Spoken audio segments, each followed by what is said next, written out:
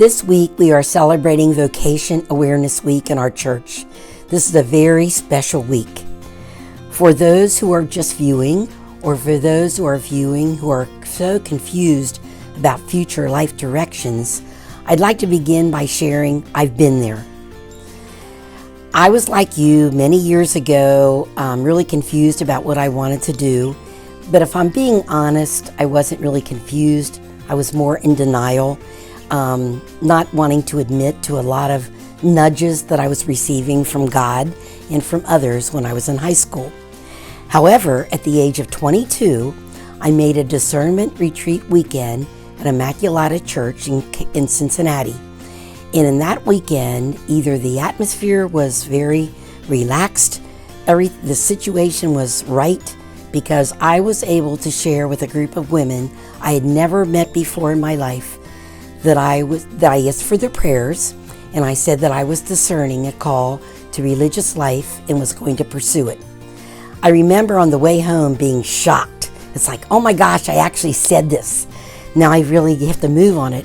But yet I also remember a sense of inner peace that I had not had for quite some time.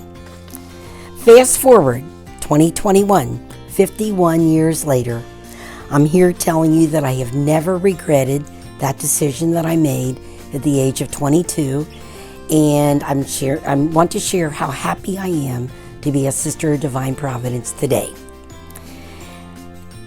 The Sisters of Divine Providence have been with me for many years of my life.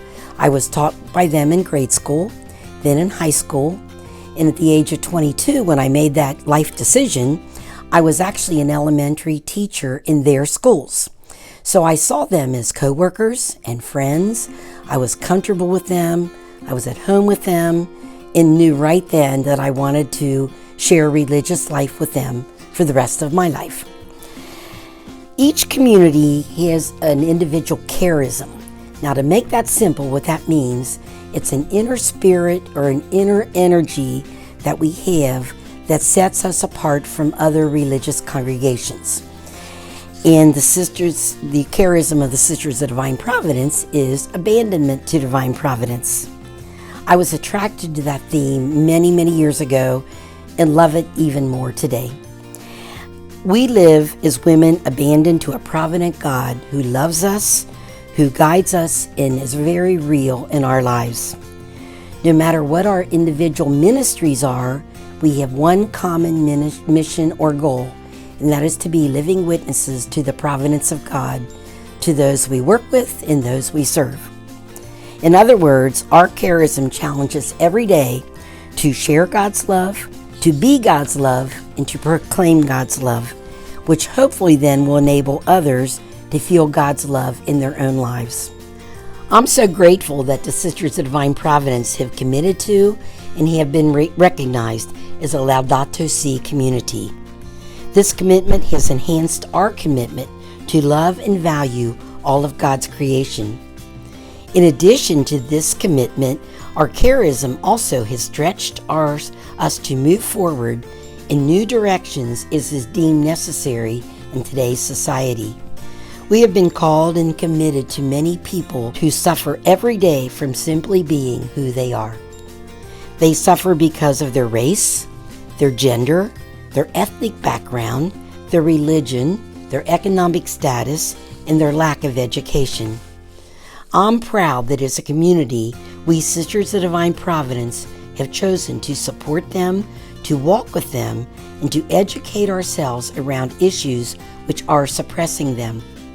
We pray as a community for them every single day and have committed to corporate stances which we pray will transform lives and institutions which are suppressing. In conclusion, I am so blessed to share life with so many wonderful women who have responded to the same call, the same charism, and value a life of prayer and community as I do. Together we support each other in painful times, but we also share joyful and happy moments. We often share family, events, and friendships. We share wisdom, seasoned advice, and inspiration. My life is indeed one of many blessings.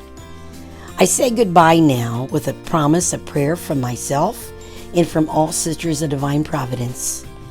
May our provident God be near as you seek God's plan in your own life.